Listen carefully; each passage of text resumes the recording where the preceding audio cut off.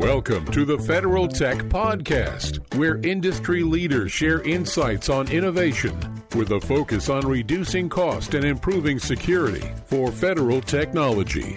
If you like the Federal Tech Podcast, please support us by giving us a rating and review on Apple Podcast. Welcome to the Federal Tech Podcast. My name is John Gilroy, and I will be your moderator. Today, we're talking about standardized enterprise data and analytics tools, and our guests are David Majuka, Director of Digital and Data Transformation, the Department of the Navy Financial Management System, and Jay Smith, Analytics as a Service Portfolio Owner, Financial Management Data and Digital Transformation Program at the Department of the Navy. Ladies and gentlemen, I would be remiss if I didn't tell you that we are recording this live from the floor of the Click World Tour Public Sector at the Ron Reagan Building. And these gentlemen, I think, are award-winning. Did both get an award this morning? Or did you both get the award? Or someone got an award in this room? Who did it? Well, it was a program award. Very exciting to get. And you both work in the program. Yep. Yeah. Wow, yeah, because it's a big deal. They said, hey, these guys, because they've distinguished using the Click software. That's great.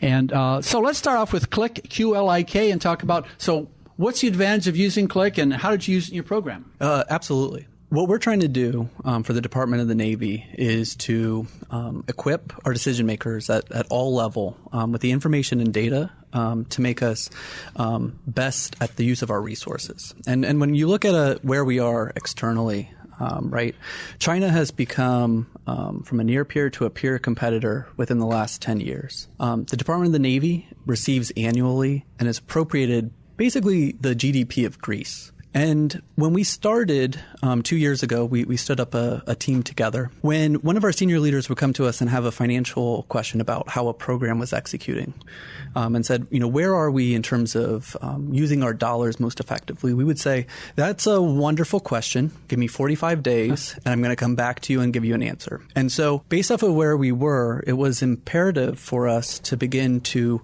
leverage our data to make us more lethal in terms of how are we using our resources to best protect our people. And so we've been using tools like Click and developing analytic platforms. So we've gone to the point of that same question in terms of 45 days to give that answer. So now we can do it in near real time. So that's really why we're doing this, is that decision advantage and that ability to equip our folks with that information to best use our resources. So, Jay Smith, this whole idea of digital transformation in the Navy, it's not something that started 2 weeks ago or something. It's been around for a long time. So what was the impetus behind this big change for the FMDDT? Yeah, absolutely. It's a great question. So obviously, we've always been in a transformation mode within the Department of the Navy, right? If we think about the weapon systems that we develop and iterate through on a regular and recurrent basis, we're always in that mindset of how do we make our assets and our things that much more durable and effective. We saw an opportunity within the financial management domain to start to leverage some of the advanced analytic capabilities that are currently available within not just the public sector and the private sector, but also things that are being made available to us through things such as the Advana platform. So, one of the driver for the program and to leverage these tools was, to Dave's point, we need to get more reliable and accurate data insights to our decision makers so that as we're having some of those conversations, we're able to, provide insights with the speed of relevance, right? That they're reliable, they're accurate, they're timely, and they're repeatable, right? I think if we look back historically about how we approached supporting our decision makers, it often was a very archaic process of, hey, let me put together a PowerPoint presentation or grab some Excel documents and stitch data together. But now with tools such as Click, we're able to digitize some of our processes to make them a little bit more streamlined and effective for our stakeholders across the board. David, you use a word that I don't hear often on my podcast, word lethal. I mean, you guys are working for the Navy, so you got to be lethal, I guess. It's kind of it's a strong word. There's another phrase that I came on when I was reviewing this for this interview. It was called decision advantage. So you want to have the decision advantage in being lethal. This is getting serious here, isn't it?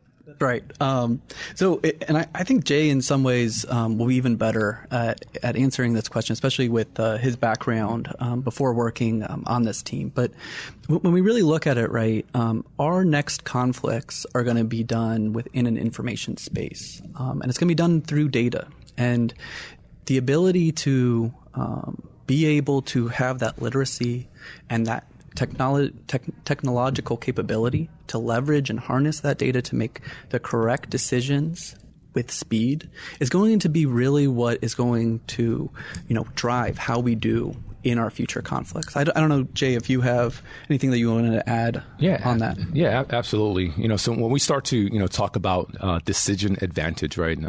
It's somewhat of a buzzword to some extent, right? You've been hearing it tossed around a lot when it comes to data-driven concepts or data-driven initiatives. But truly, decision advantage can be applied across a wide variety of different operating domains. And at the end of the day, it's all about how do we enable our stakeholders up and down any operating chain with the necessary insights to maintain a competitive edge at any given point. So when we start talking about decision advantages, how do I start to exploit the data that I have to be as ready and as lethal as possible at any given moment, right? As Dave mentioned, that the next fight of the future is not going to be what we're seeing today. And it's the individual or the organization that has the information beforehand that's going to have the upper hand. So if we can start to maintain a competitive advantage using data and analytics to inform our decision-making apparatus, we continue to maintain an advantage to our peers and our near-peer competitors for that next competitive engagement that will occur at some point in the future. So Dave, Jay here used the word engage. When I hear engage, I think of buying a ring. That's the wrong thing to think about. But I think one of the reasons that your program has been successful, award-winning program, is engaging with partners and stakeholders. So that's fine, but how? I mean, what do? You have a picnic? I mean, how do you engage with them? Absolutely. So, engagement is difficult, especially when you are working for an organization like the Navy that's as big as it is. I already said that in terms of appropriated dollars, we're about the GDP of Greece. And then just organizationally, I don't know if this is exactly true, but I've been told before that we have about 20,000 organizations within the Department of the Navy. We're across the entire globe, every single time zone, every single location in which we're operating. And so how do you engage? One is that we follow a lot of agile methodologies. And the thing that is surprising to folks who really do this and practice this is that there's a procedural rigor in terms of how we are structured and in terms of how we basically do our work. And so we're very structured in terms of how we operate. But at the same time, we have values that are to be customer service, to really be there as an enabler for the rest of the Navy. And our job is to enable and to equip. And so we're doing many things in terms of ensuring that we have enterprise capabilities that anybody within the Navy can leverage, and that we have people who will be there to listen and to have humility and to work with each team that is at those 20,000 organizations to ensure that they're also enabled and equipped to go do the work that they need to do and make the right decisions at each part of the Navy. Part of the success of your program is a focus on continuous improvement.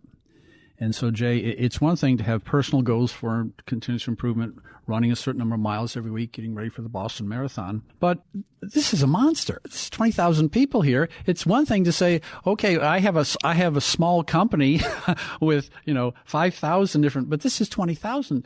So how do you even go about managing that? Absolutely. So continuous improvement is paramount to us being successful within this program.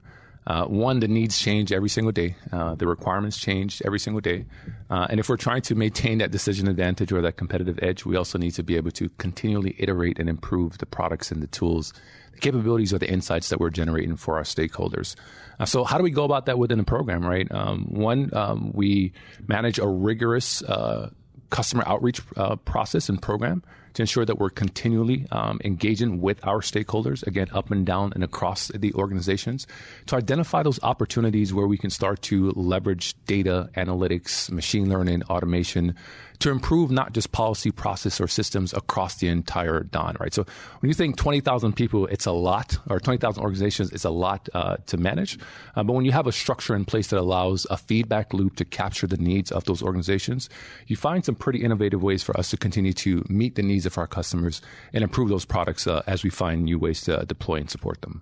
David, I once interviewed a woman who owns a satellite manufacturing company in Florida. And I said, oh, how in the world did you start this? And she said, it's kind of like jumping out of an airplane and figuring out how to assemble a parachute on your way down. Now, that's all humorous and entertaining, and it was great. And it was exactly what she said. And when I think of making a transformation like this, a digital transformation, I mean, we could take you and drag you over to the Department of Labor. They'd say, we're doing digital transformation. Or HHS, digital transformation. Digital transformation. So what role does planning have in all this success? I mean, this didn't just happen overnight. Is planning important? Absolutely. It's funny you mentioned, the airplane example. So me, Jay, and Paul Landauer started this team about 2.5 years ago. And we had a phone call. And Paul said, I don't know what I'm doing. And I said, that's perfect because I don't either. And Jay said, neither do I. So that was the start. But we didn't know what we were doing, but we knew what we believed in, right? And so we work for the Department of the Navy because we believe in its mission. And we work for the Navy because we believe that what we are doing is needed for the United States. And so based off of that, we had a very clear sense of vision and mission. We want to equip every single person within the Department of the Navy with information and facts to make the best decisions possible. And so when you start with that vision and that mission, the planning pieces become easier. And so we follow a very regimented process. Every 4 months, we do planning. We say, what are we going to go execute? And then we go execute against those plans. But the important part of this is that one of our values is not to be, fearful, right? We have a sense of abundance in terms of what we're doing. Which also means that we're not afraid to fail. We accept failure and we learn from it, and we continue to iterate and to improve. So we have this continual sense of improvement with this curiosity in terms of how do we do better and how do we create something new, along with a fearlessness of moving forward. So, Jay, I normally quote philosophers, usually from ancient Greece, sometimes a guy named Yogi Berra. But I'm going to quote an anonymous philosopher who I heard this morning. And she said that IT transformation means business transformation. You can't have one without the other, huh? And so this is part and part. This is a bigger system we're looking at than just this small little financial part, isn't it? Oh, absolutely right. So we like to think within the financial community that we are the connective tissue across all of the various domains that are out there, both on the business side and the operational side. So the work that we're doing, right, is truly trying to transform how we generate business insights that then eventually lead over to the operational side as well. So how do I start to take our resource and decisions and connect that back to a warfighting outcome that we are trying to achieve? And when you can start to identify and structure that at the data layer on the FM side through programs such as ours and capabilities that we leverage, you find that you improve the quality of meeting our intended effects downstream. And when I say downstream effects, we are a warfighting component, right? Our job is to defend the U.S. Through any means necessary. So if we can start to identify how the financial piece correlates back to meeting that mission, it is that much more powerful across the board. So, David, I am going to quote a philosopher now, and you're going to have to react to this, and this is important. The philosopher is a guy by the name of Mike Tyson, and he said, everyone has a plan until you get punched in the face. And everyone has a timeline for a financial management system until innovation punch you in the face. And I can, if you just take a look at the last 2 years, if we said, Jay, go to a whiteboard and tell me about the last 2 years, it's going to be, well, this happened and this happened and this happened. But then you're on the other side of the room and you have this nice little timeline. And so you start throwing chairs at each other or something, but innovation happens. So how do you include innovation in something as serious as this? Yeah. So, innovation is funny. So, right now with a lot of AI, generative AI, it's really big, right, within the public sphere. A lot of people are talking about it. But a lot of times what occurs, right, is that you have all these gradual actions that are being taken place over time. And they continue to build and build and build. And then you have this suddenness where, generative AI is everywhere. But really it was all those gradual steps along the way that got us to the point where it is now sudden. And so when we're working with, innovation within our team, one, we have a healthy appreciation for the gradualness that's needed and the incremental steps that have to go on with the curiosity to continue to try new things, to look for new ways of doing our job, and also for leveraging new technologies. And then the other thing that we do is that we make sure that we have a philosophy that each of our products can continue to become better. And so, innovation also doesn't have to be a technology item. It can also be a new way of looking at something. It can be a new process. It can be, as simple as a new way of communicating training to somebody else. So the other thing that we do is that we make sure that we're always looking for that continual improvement that will lead to those small innovations that will eventually make that suddenness happen for where you look around and the Department of the Navy is, actually leveraging its data all the time for that decision advantage. Jay, you may look at me and not realize that I'm compulsive, but I'm very compulsive.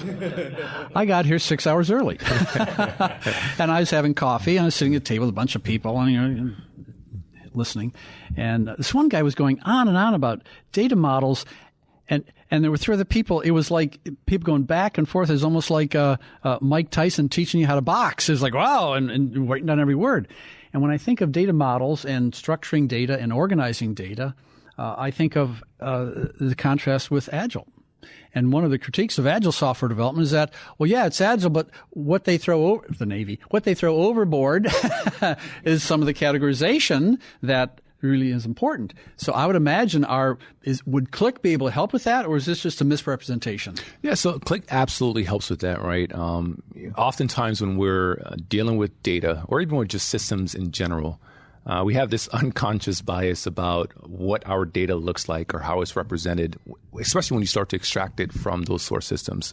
One of the things that Click helps with is being able to classify and categorize that data as you start to pull it out of those data marts and those data warehouses, to allow for folks that do some of that data engineering to be able to look at the data and figure out where there's gaps and how things are being represented across the board.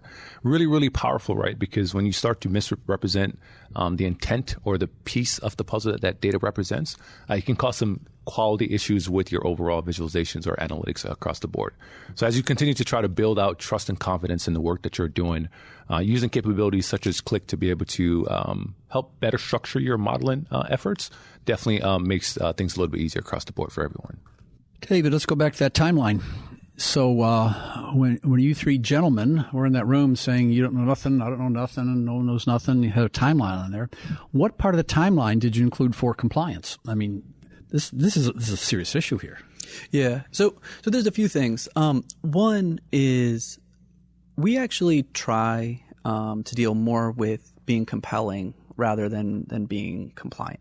And what we mean by that is a lot of what we're trying to do is technically not very difficult, but culturally very challenging. And the reason why it's challenging is that everybody is doing their very best. And part of doing their very best is sometimes you rely on what's comfortable and they don't want change, right? And so the only way that you're going to get true change that's adopted, again, 20,000 organizations, is by providing a capability that is compelling and that allows you to do your job better than you could before. Because one of the things that again, I'm proud to work with the Department of the Navy, and most of our civil servants, there's about 10,000 FM civil servants within the Navy itself. Most of them are proud to be working for the Navy as well. And so you have to provide something to them that allows them to understand that they're going to be able to more effectively do their job and to make those decisions in a better way. And so that's really what we focus on. And so that's part to that mindset of curiosity and innovation and continual improvement, is that each of our tools, we look at and we try to improve it every 2 weeks. We're trying to improve that tool over and over. And we're also okay with starting small. One of our first tools we did, 2.5 years ago, Jay's probably going to be smiling, which our audience obviously can't see. It was a manual effort where we were pulling things from different sources. We were just hand jamming it into a tool. None of it made any sense in terms of how we were doing it. It was labor intensive. And that same tool today, is being updated hourly. It's fully automated. It's providing not just the insights that we thought that we were going to provide 2.5 years ago, but based off of community feedback and community participation, it's doing much more so than we ever imagined initially. So, it's all part of that being compelling, and that's really how we focus on that instead of purely from a compliance perspective. Jay, I'm giving you the last question here, so you better be good on it. So let's say David quits his job tomorrow and starts David's Donuts. Now, David's Donuts really wants that customer feedback. What kind of donuts you like? Chocolate. And he's going to make whatever donuts sell, okay? And so I think of customer feedback. I think of consumer situations, maybe some companies, cars or something. But I never, ever think of customer feedback when I think of a sophisticated financial management and data digital system for the Navy. I mean, do you actually go up to an admiral and go, yeah, we have to have customer feedback on this? I mean, you're going to get kicked out of a room saying that, won't you? Well, so David mentioned something in one of his early responses. One of the values of our program is being very, very customer focused. Really? Being customer focused, the feedback from our stakeholders is critical to us being successful. We like to say that at our level, right, so at echelon 1 within the Navy, we don't know anything, right? It's the folks that are downstream that are actually on the deck plate, that are actually executing the mission, that understands and knows the true requirements that are out there. And the only way for us to be able to tease out that information and be able to bubble it up across the enterprise is to solicit that feedback from those stakeholders and then find meaningful ways to start to structure them to improve the products that we're doing. So when we started about 2.5 years ago, we took this very top-down approach of, hey, let me build so you can come. Right? Show you what the capabilities are, show you what the type of analytics that we can build out for the department. But we learned very quickly that when you build without consensus, when you build without cooperation or partnership, you tend to miss the mark quite a bit, right? And only way to overcome that is to start to get feedback about what your current products are, and then what are the things that individuals will need at some point in the future. So even within the FM domain, while we're typically dealing with dollars and maybe even donuts if Dave quits, having feedback from our stakeholders is the only way for you to be successful. Well, if we took those words and did a transcript of them, it would almost be the dictionary definition of agile software development. Right. Back to Dave's principle here. Well, John, what agile is you listen to your customer and make some changes and come back. It seems like he's hit the nail on the head, isn't he? Absolutely. And actually, a quick story is 2.5 years ago, talking about that same product, we were in a room and an admiral came to us and said, this tool is terrible. And we said, that's wonderful. How do we make it better? And so, that's just how we are trying to move forward. People still come to us and say, this isn't right. This could be better. And we say, that's wonderful. Let's work on it together. Yeah. Better than saying, do you like chocolate donuts? If I could make one more point on that, right? Part of what makes us as great as, and maybe a little biased there with that statement, right? Say that word. But it's our ability to accept failure, right? In order for us to get to a place that is truly transformational across the department, across the DoD, across the public and private sector, we have to be willing to accept that things are going to not work, things are going to fail at some point.